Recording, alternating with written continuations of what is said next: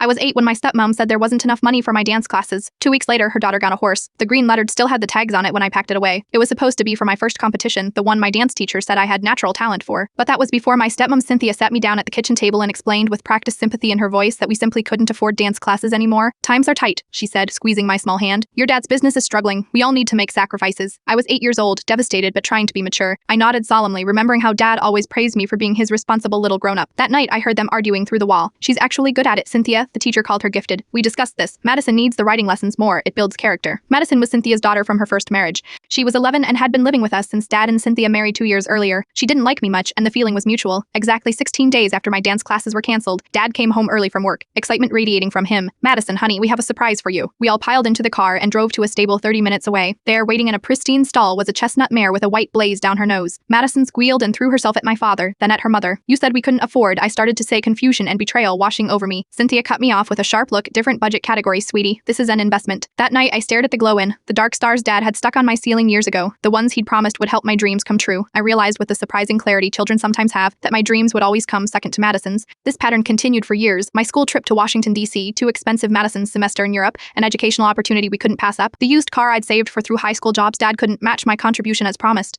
Madison's brand new UCA for her 16th birthday. She needs something safe and reliable. I graduated high school with honors, earning a partial scholarship to State University. I worked 2 jobs through college, never asking for help. When I graduated with my business degree, dad attended alone. Parents Cynthia and Madison had a horse show that weekend. Last month, I opened my own dance studio. I specialize in scholarships for kids from single-parent households. At the grand opening, dad showed up unexpectedly, looking older and somehow smaller than I remembered. Cynthia and I split up, he said, hands in his pockets. Madison's horse farm didn't work out. Word out those investments weren't so smart after all. He looked around at the studio, at the little girls and their lettards. I should have fought harder for your classes. I didn't say it was okay because it wasn't. Instead, I handed him a brochure for my adult beginners class. It's never too late to start something new, I told him. Yesterday, he was the oldest student in the Tuesday evening class, awkward and determined in borrowed shoes. After class, we sat on the floor stretching. I am proud of you, he said. You built this without any help. Not without help, I corrected him. Just without yours. Sometimes the best revenge isn't making others feel small. It's growing so big that they finally see exactly what they missed. Etri Claude can make mistakes. Please double-check responses.